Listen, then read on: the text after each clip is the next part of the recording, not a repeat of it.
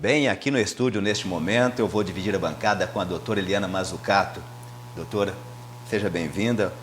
Fazendo um treino para apresentar o telejornal. Nada disso, né? Não, Doutora, estamos aqui para falar de um importante caso, né, Francisco? Na realidade, existe mesmo um caso de Zika vírus confirmado em Mococa, doutora? Bom, Francisco, eu gostaria de falar junto aos telespectadores a respeito desse assunto, porque tem esse comentário, né, todo mundo falando, tem caso de Zika em Mococa, tal, tem um paciente grávida com Zika. Gente, em Mococa ainda não tem nenhum caso confirmado de Zika vírus.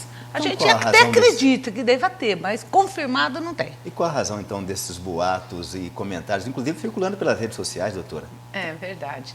Acontece o seguinte, nós temos um paciente que adquiriu uma doença que a gente chama assim, essa doença chama Guillain-Barré. É uma doença que era assim, uma doença meio rara, que tinha uns poucos casos. Sim, sempre teve casos, mas era uma frequência menor. E hoje em dia no Brasil está acontecendo muitos casos dessa doença de Guillain-Barré e já associa essa doença ao Zika vírus, como a microcefalia, né? A gente tinha assim, média de 180 casos, agora já tem 3, 4 mil casos após a infestação desse vírus. E aumentou muito essa doença de Guillain-Barré. Então, acredita-se já na associação da doença com o Zika vírus. E nós temos o caso dessa doença em Mococa. Sim. Por isso que se levanta essa suspeita. E já foi feita sorologia para afastar a possibilidade de Zika neste paciente, doutora? Então, essa doença ela é causada por vírus.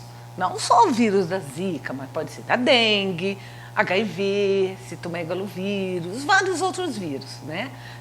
A sorologia para os outros vírus já foram feitas, foram negativas, né? Inclusive da dengue.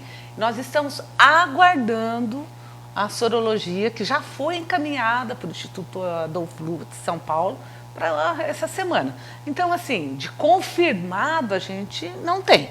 Existe a suspeita somente. Doutora, então, qual a relação do Zika, ou seja, com essa síndrome Guillain-Barré?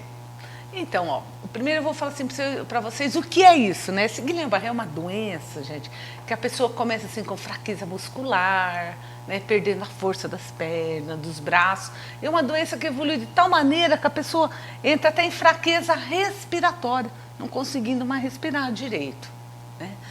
É como se o organismo fosse perdendo uma substância dos nervos que a gente chama de mielina. Sabe o fio elétrico, tem aquela capinha de plástico? É como se os nervos perdessem aquela capinha, né? Então, não existe mais o contato do nervo, aquela comunicação com o sistema nervoso. E a pessoa vai paralisando o corpo. E o que causa isso? Geralmente são vírus. E esse aumento importante de casos dessas doenças que está acontecendo no Brasil, existe uma grande possibilidade da relação dos vírus, né, que esse mosquito transmite. E, no caso, a Zika vírus. Doutora, a Zika também, no início, os sintomas podem passar desapercebidos, mas ela pode evoluir para uma gravidade como essa? Então, a Zika, a gente sabe assim, que os sintomas são parecidos. Olha lá o mosquito lá, né? Sempre ele, né? Famoso. A Zika, na dengue, na chikungunya e tudo, né? Então, quando os sintomas da Zika, a gente sabe que são parecidos com o da dengue, né? Febre, dor de cabeça, né? Aquele mal-estar geral. E, além disso, dá um vermelhidão pelo corpo. Apesar que a gente sabe que a dengue, ela judia muito mais da pessoa do que a Zika mesmo, né? Mas o problema são as consequências, sabe? Sim. Você vê assim, ó, Zika relacionada à microcefalia, que é algo muito grave, a microcefalia. A Zika relacionada a Guillain-Barré, que é uma doença muito séria. Então, e rara, que agora já não está... A incidência maior associando-se ao Zika. Ao Zika. Então, assim, ó, confirmados, tá? Não. É simplesmente uma suspeita. Como pode ser que essa doença chega o resultado, né, lá do Adolfo Lutz fala, ó, não era esse vírus, era outro vírus, né? O paciente, inclusive, encontra-se em Ribeirão Preto, né? Foi transferido não por causa disso, mas por complicações renais, que a gente, infelizmente, não tinha condições de mantê-lo na nossa cidade. Mas, aproveitando o ensejo, gente, Vamos aproveitar para rezar, então, para esse paciente, né? Doutora, pedir ajuda, né? Também a população, num momento desse, entra em pânico, mas não é só para causar pânico, não, é para se prevenir também, né? Infelizmente, eu acho que muitas pessoas ainda, Francisco, não entenderam que nós estamos numa guerra contra um mosquito. E, infelizmente, estamos perdendo a guerra, né? A hora que você for embora, vai passando pelas ruas, e você vai falar para mim se é verdade ou não. Você acha que as pessoas tomaram consciência? Você ainda vê as ruas sujas, os terrenos sujos, e a doença aí, e o mosquito se sentindo em casa, né?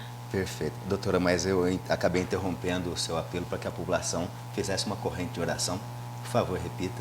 Então, eu gostaria, assim, que a gente, em vez de ficar, né, às vezes até falando que a gente ainda nem tem certeza se é pelo Zika ou não, a gente rezasse, pedisse a Deus força para a família e que dê tudo certo, né, para que um mosquito, né, não cause tanto danos, não só uma pessoa, mas a uma família toda, né? Correto, doutor. Obrigado pela sua presença aqui na bancada. Ilustrou muito o TVD Notícias hoje. Muito obrigado, Francisco.